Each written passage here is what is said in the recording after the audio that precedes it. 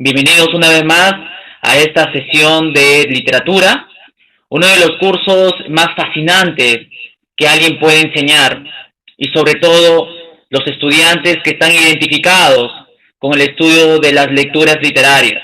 Bienvenidos a todos mis alumnos, aquellas personas que están interesados en aprender un poco más y que se contactan a este canal para que juntos podamos de alguna u otra manera aprender ciertos criterios, ciertos principios en el estudio de la literatura.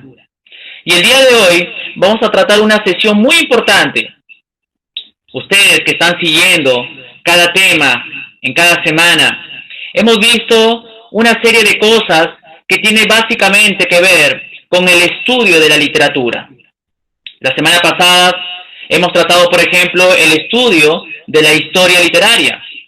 La historia como una herramienta de complemento muy importante para el estudio de las obras literarias. Y vamos a tomar el día de hoy esa herramienta de conocimiento de la historia para tratar un tema muy importante en el estudio de la literatura y tiene que ver con la teoría literaria. La teoría literaria que a lo largo de los años han establecido ciertas reglas para poder identificar, reconocer la autonomía de la obra literaria. Esa obra que tú escoges, esa obra que tú lees día a día, en medio de esas obras que lo escoges como favoritas, como sugerencias, pero más allá de todo, más allá de la selección, está en tus manos un libro que pretende ser estudiado por la teoría literaria. Así es que el día de hoy vamos a hacer un panorama general, una visión general del estudio de la teoría literaria. ¿Cómo es que a lo largo de los años se ha concebido el estudio de la literatura? Obviamente, hablar de literatura es hablar de un tema muy complejo. Es un fenómeno muy complejo, debido a la variedad de textos que ha surgido durante muchos siglos. Una variedad de textos según su naturaleza y su función. Y ahora, en esta variedad, se hace difícil el reconocimiento de las obras literarias, porque hay otros libros que pretenden ser reconocidos como literarios, para explicar su existencia y su condición. Y a partir de ahí surge entonces la teoría literaria, la crítica literaria, en apoyo de la historia literaria. Entonces lo que pretendemos el día de hoy, básicamente, es establecer qué es, en primer lugar, la teoría literaria. Ahora, la palabra teoría es un concepto que mucho le hemos usado, especialmente en la rama de la ciencia. Una teoría es un conjunto de reglas, un conjunto de principios, de conocimientos, que forman la base del estudio científico, del conocimiento científico, pero también la base del estudio de la técnica, de la tecnología y también del arte, y en este caso, del arte literario. Además, la teoría constituye un conjunto de leyes, razonamientos, que intentan explicar un fenómeno determinado, y en nuestro caso, obviamente va a ser el fenómeno de las obras literarias. Entonces vamos a partir de ahí en primer lugar. ¿Qué es una teoría? Un conjunto de principios, de conocimientos establecidos, racionales, que tratan de explicar algo. Ahora, cuando nos referimos a la teoría literaria, vamos a darnos cuenta que es también parte de la ciencia, es parte del estudio científico también, pero además, a lo largo de los años, se ha hecho de la literatura, de la teoría literaria, un estudio filosófico, que tiene como objeto de estudio a la obra literaria. Entonces yo quiero que tomes en cuenta aquí la importancia que tiene la obra literaria, que no solamente es un libro cualquiera, no solamente es un libro para leer. Detrás de eso, detrás de esa lectura, hay un conocimiento científico y un conocimiento filosófico para ayudarnos a nosotros a interpretarlo, a creerlo y sobre todo a admirarlo. La teoría literaria va a facilitar la interpretación de la literatura y el quehacer de la crítica literaria. Va a facilitar de alguna otra manera la crítica literaria. ¿De qué manera hacemos literatura? ¿Cuál es la forma correcta de considerar a las obras, a los libros como literarios y que se puedan distanciar de otros libros que no son literarios? Y ese estudio le corresponde a la teoría literaria. Lo que pretendemos hacer en esta hora es dar un panorama histórico, general, una cosmovisión de la literatura en relación a la teoría literaria. Y nosotros ya estamos familiarizados con la periodificación, ¿no es cierto? Ya hemos visto la periodificación de la historia universal. Y vamos a arrancar entonces con la primera época de la historia y en el estudio de la teoría literaria. En primer lugar, la teoría literaria en la antigüedad. Obviamente, después de que el hombre primitivo, a través de la pintura, a través de la oralidad, transmitía sus historias a sus familias, al hijo, a su esposa, y que lo retrataba muy bien en las llamadas pinturas rupestres, poco a poco, este hombre primitivo, con su comunidad, formaba grandes culturas, ¿no es cierto? Las denominadas culturas del Oriente, en la época antigua. Es ahí en donde aparece la escritura, especialmente en las primeras culturas orientales, como la cultura mesopotámica, por ejemplo, y posteriormente la cultura egipcia, en donde nace una forma de escritura, con la necesidad de transmitir sus historias, el quehacer de la vida. La escritura sirvió muchísimo para dar formalidad a los textos que a partir de esa época hacia ahora va a ser perenne en los libros y sobre todo en la mente de los lectores. Entonces, ¿cómo era la teoría literaria en la antigüedad? A pesar que las culturas orientales dieron quizá la primera base, el primer escalón, el primer acercamiento a través de la escritura como una forma de dar a conocer esas formas artísticas de la época, en realidad la teoría literaria, el estudio de la literatura, viene de Occidente, viene especialmente con la cultura griega, con los literatos griegos, con los filósofos griegos, con los estudiosos griegos. Los griegos, por ejemplo, en la antigüedad, no disponían de una palabra exacta para designar lo que hoy conocemos como literatura. Ellos, por ejemplo, para referirse a la palabra literatura, se referían a otra palabra que se llamaba poética, la poiesis, que ya luego lo vamos a explicar a continuación. Y dos de los filósofos muy importantes de la época antigua en Grecia van a disponer y se van a disparar como los primeros pensadores que hicieron reflexiones profundas acerca de la literatura. Aristóteles y Platón hicieron los primeros acercamientos de un estudio coherente, racional de la literatura. Y lo hicieron obviamente a partir de las obras que se escribieron años anteriores a ellos. Por ejemplo, las obras de Homero, las obras de Hesíodo, otros poetas griegos que aparecieron durante muchos años en la época antigua en Grecia. Entonces, ¿qué es lo que pensaba Aristóteles y Platón? Ellos escribieron muchas obras y a través de sus obras podemos conocer algo del pensamiento literario de estos filósofos. Por ejemplo, Aristóteles. ¿Qué pensaba Aristóteles acerca de la literatura? Él, por ejemplo, relacionaba la literatura con la palabra arte. Y ese arte es una imitación. La palabra en griego para imitación es la palabra mimesis. Y esa imitación solo se logra con el lenguaje. La literatura, entonces, para Aristóteles, estaba comprometida originariamente con la producción de algo, a lo que llamamos poiesis en griego, con la producción de un discurso destinado a imitar lo que llamamos en griego mímesis. ¿Qué va a imitar? Una fábula o una acción humana, que en griego va a ser la palabra mito. En otras palabras, la literatura viene a ser una producción artística que trata de imitar la realidad.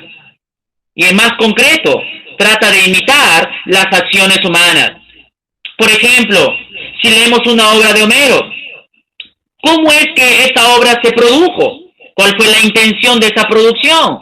¿Qué es lo que trata de expresar la obra de Homero? La Ilíada, por ejemplo. Entonces, Aristóteles va a decir que la Ilíada, en cierta manera, va a ser una producción, el resultado de una imitación de lo que el autor vio en la realidad. Todas las acciones de las obras literarias van a tener una explicación de la realidad. Y por tener una explicación de la realidad, esa obra va a ser ficticia, mímesis, imitada. Entonces, Aristóteles proponía, de alguna u otra manera, el arte de imitar, la literatura, las obras como una forma de imitación, de mímesis de la realidad. Entonces se configuraba así un discurso imaginario, utópico. El autor usaba la imaginación como fuente de su producción literaria.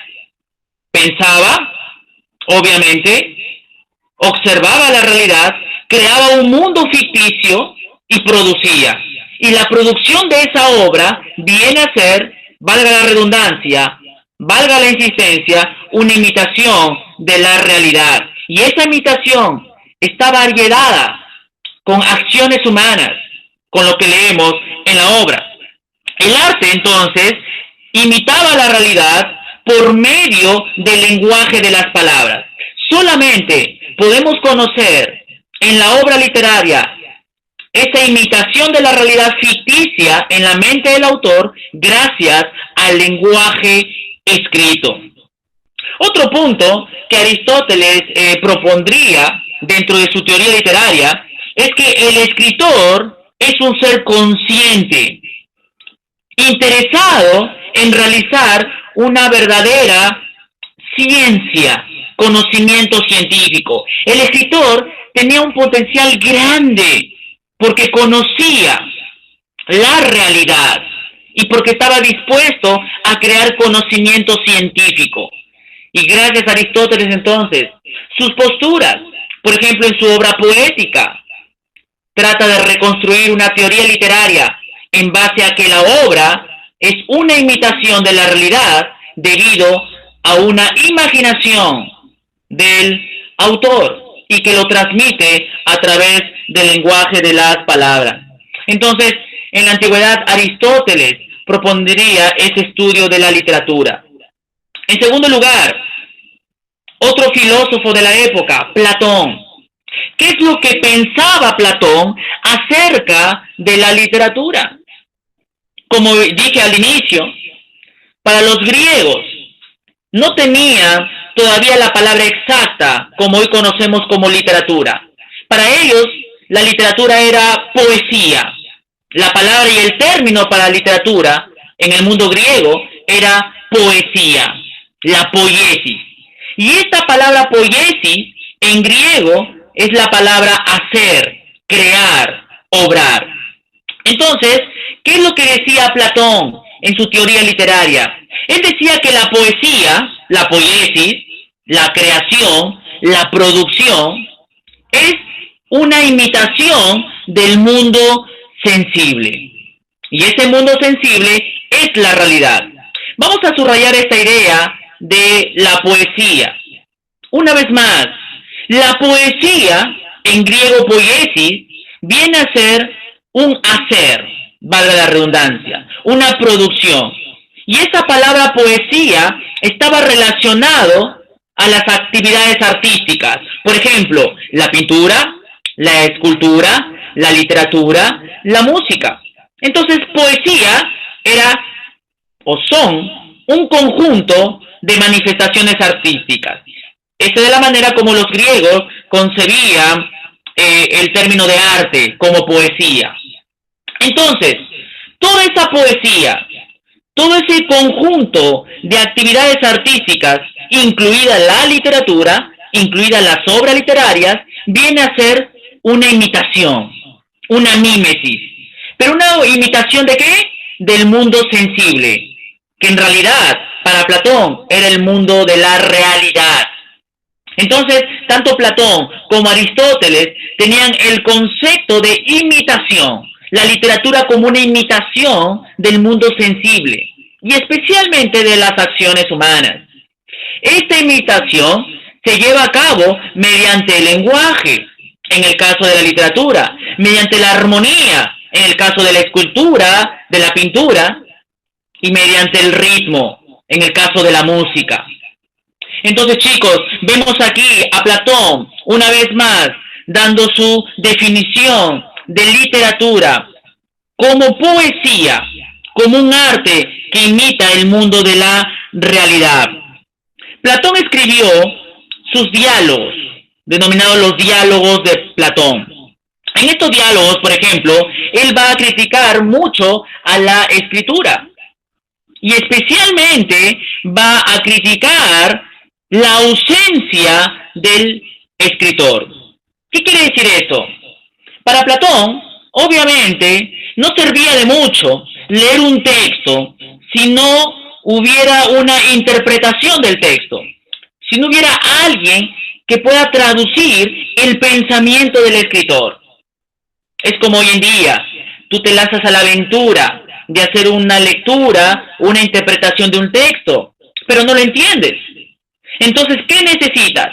Necesitas a un intérprete, necesitas a un traductor, alguien que te ayude a entender el pensamiento del autor. Entonces, de nada sirve, no sirve de mucho, en realidad, la escritura ahí de tu libro, porque no lo vas a entender por ti mismo.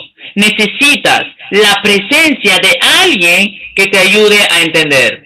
Entonces, Platón, dentro de su teoría literaria, plasmaba la necesidad de interpretar un texto. Y podemos ver ahí, como vimos en sesiones anteriores, el inicio de un estudio hermenéutico de la interpretación de los textos literarios. ¿Qué más?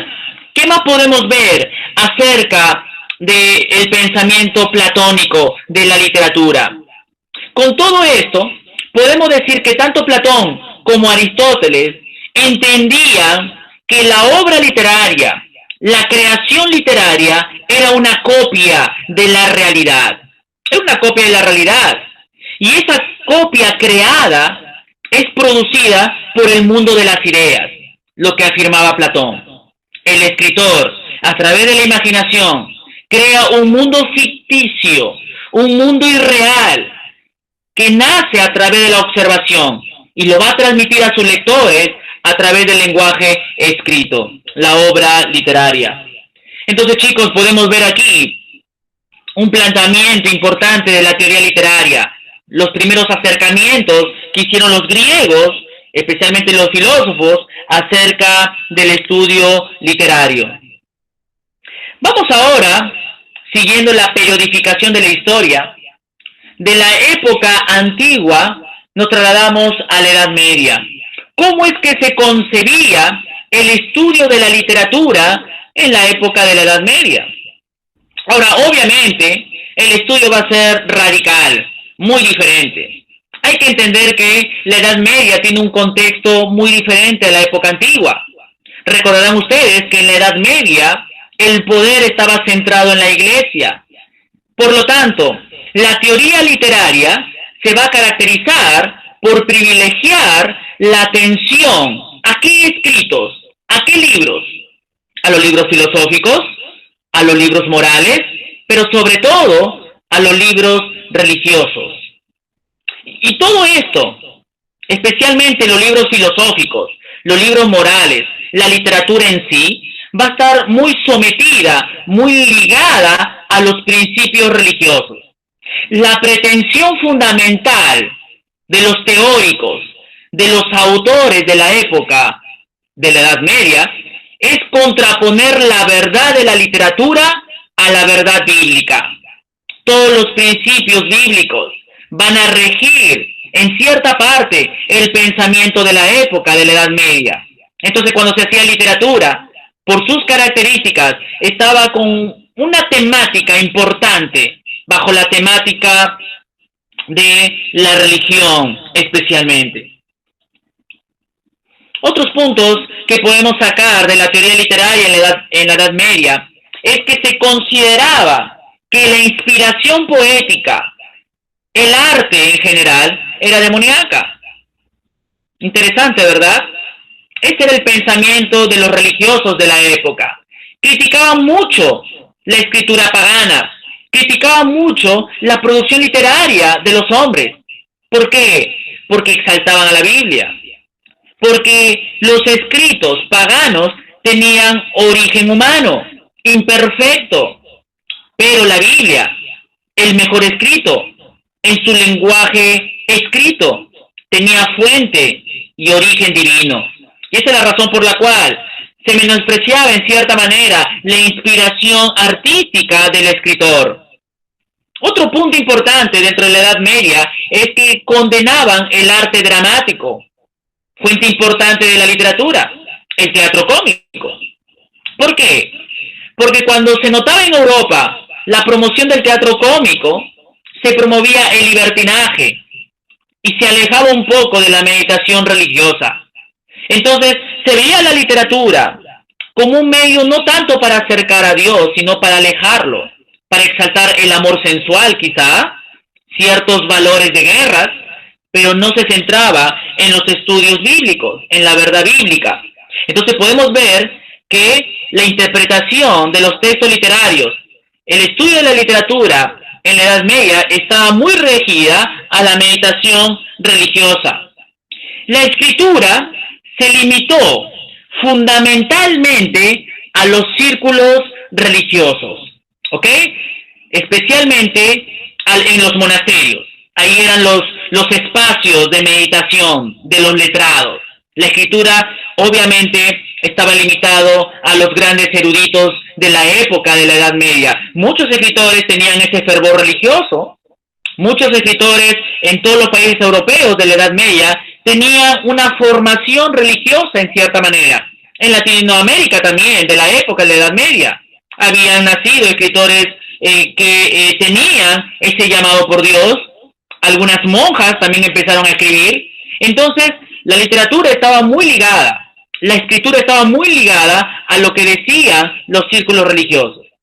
Los textos, en consecuencia, esos textos del pueblo, esos textos paganos, entre comillas, fueron destinados no tanto a la producción escrita, porque obviamente la iglesia controlaba eso, sino una manera de manifestar la literatura popular era a través de la recitación, a través del carácter oral, para que se cultive en la memoria del pueblo.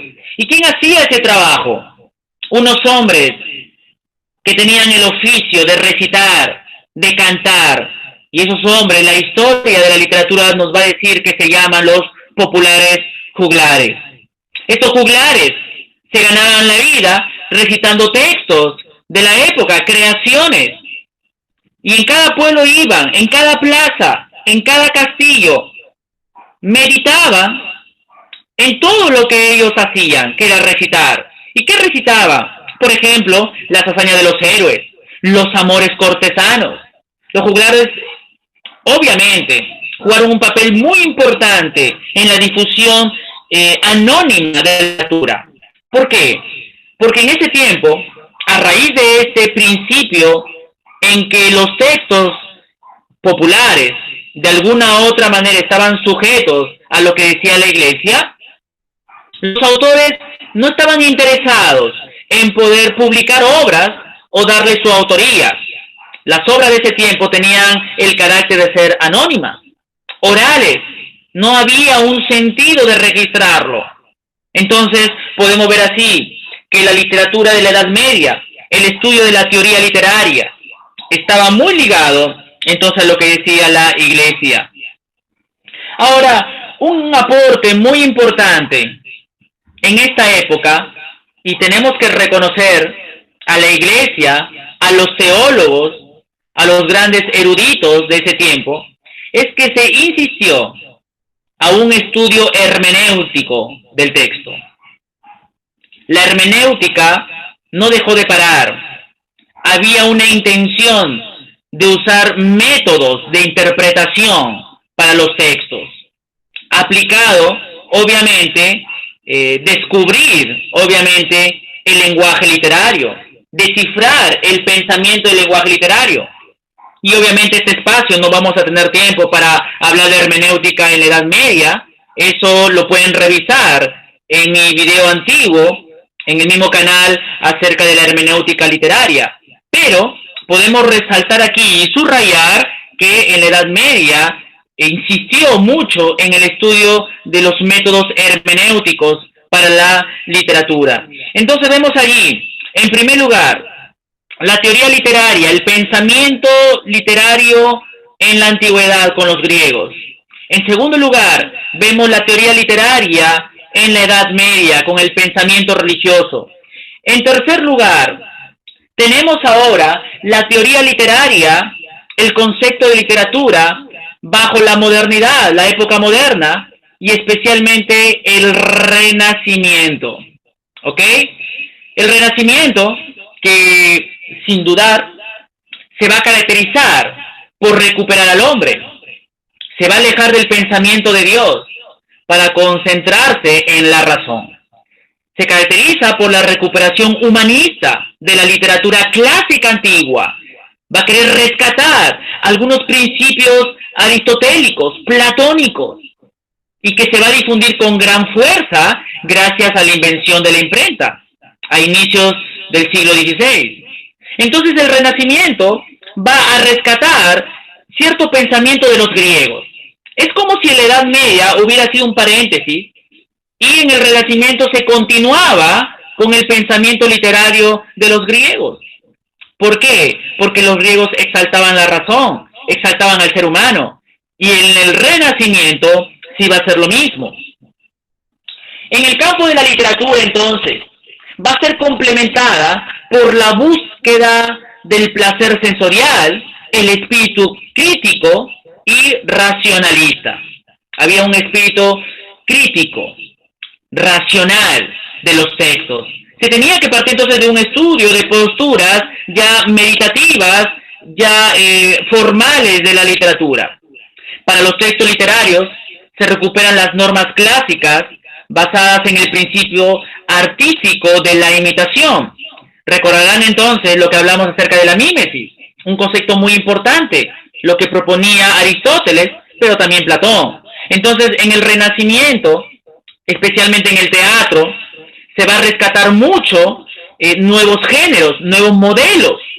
Por ejemplo, estas tres unidades en el teatro renacentista, imitada por el teatro griego, que es el modelo de la unidad, tiempo y acción, por ejemplo, como son modelos en el género dramático, en la lírica, en la métrica. La poesía renacentista va a tener mucha imitación de la poesía griega. Entonces, la teoría literaria en este tiempo va a ser una teoría que se va a rescatar los principios de los griegos que hablaron acerca de literatura, pero en esta oportunidad haciendo mucha énfasis en el espíritu crítico y racional. Y por último, tenemos la teoría literaria en este tiempo, en la época contemporánea. ¿Cómo es que avanzó la literatura? ¿Cómo es que los nuevos teóricos comenzaron a plasmar el estudio de la teoría literaria? El estudio de la literatura y por ende de la creación artística se vio ahora supeditada por los cambios sociales alrededor del mundo. Recordarán que del año 1789, con la Revolución Francesa, hubo muchos cambios alrededor del mundo, nuevos estudios, nuevas técnicas, debido también a los nuevos descubrimientos, creaciones. La sociedad ya no era la misma, estaba cambiando, estaba siendo rotativa. Cada género literario, el género lírico, dramático, narrativo, iba a cambiar con nuevas perspectivas. Los nuevos estudios, las nuevas técnicas, las nuevas temáticas van a girar alrededor del escritor y del crítico. Iba a haber mucho trabajo entonces con estos cambios en el mundo de formar una nueva narrativa, una nueva lírica, un nuevo concepto dramático. En esta época contemporánea va a surgir los movimientos de vanguardia que fomentaron mucho el estudio del arte, especialmente de la pintura y por consecuencia el estudio de la literatura. Los movimientos de vanguardia que van a plasmar su defensa de la realidad, de la existencia humana, una reacción a inicio del siglo XX, lo que estaba pasando en el mundo. Y los movimientos de vanguardia van a ayudar muchísimo al estudio de la literatura, especialmente la creación libre, en el caso del texto lírico. Los nuevos métodos narrativos, nuevas técnicas narrativas que se va a ver en el estudio narrativo en este tipo de obras. El teatro va a ser un teatro social, un teatro involucrado con la política, con la filosofía. Entonces, la literatura va a tomar un vuelco, un cambio espectacular, alejándose un poco de los conceptos antiguos para formar su propio concepto. Por ejemplo, como ya lo había mencionado, en la narrativa se adquirió un cambio en el sentido literario, fusión del espacio y tiempo. Ya no se va a respetar el tiempo, por ejemplo, cronológico, ya no va a haber una continuidad del tiempo, va a haber una percepción de la realidad muy difusa, va a haber una ruptura de lo clásico, va a haber más bien más la libertad en el estilo y forma y fondo. Y eso va a ser, por ejemplo, en muchos ejemplos, valga la redundancia, de obras de este tipo, en donde se exalta la libertad de forma y fondo. Los escritores van a recrear la realidad en base a nuevos métodos. En el teatro, por ejemplo, el monólogo interior. En la narrativa, el monólogo interior. Varias técnicas muy importantes que van a reforzar el estudio de las obras literarias. Se va a originar una literatura que recrea un carácter de fantasía y misterio basado en hechos de la vida real. Lo que sí es claro es que desde la época antigua hasta esta época siempre se va a rescatar la creatividad, la originalidad, el aspecto ficticio de la obra literaria. Eso nunca se ha perdido. Ese rasgo fundamental de la obra literaria, su ficción, nunca se perdió. Jamás se perdió. Pero también la literatura se va a crear de diferentes formas y modos. Por ejemplo, el aspecto iconográfico, la historieta como una forma de literatura, parte de los cambios tecnológicos de la época. Entonces, hemos visto de una manera rápida y panorámica cómo es que el estudio de la literatura ha sufrido cambios muy importantes, con los primeros teóricos que colocaron las bases del estudio de la literatura, que pasó por la Edad Media, que agregó más a ese estudio, en la Edad Moderna, en el Renacimiento, rescatando y reforzando lo antiguo, y en la época contemporánea, disparándose a nuevas formas, métodos y sobre todo la libertad de escribir. Y por consiguiente, el sentido interpretativo va a ser muy diferente, la interpretación de la obra va a ser muy diferente. Y lo que en los colegios se propone es que los alumnos conozcan algo de la historia de la literatura, teoría literaria, para hacer buena crítica literaria, para coger el método interpretativo correcto de las obras y conocer sobre todo el pensamiento donde muchos literatos, filósofos dieron a la literatura. Entonces, mis queridos amigos, estudiantes, colegas que en este tiempo se han enlazado al canal, este es el estudio panorámico de la teoría literaria. En nuestra próxima sesión vamos a seguir hondando en varios términos de la literatura con el propósito de acercarnos más al texto literario.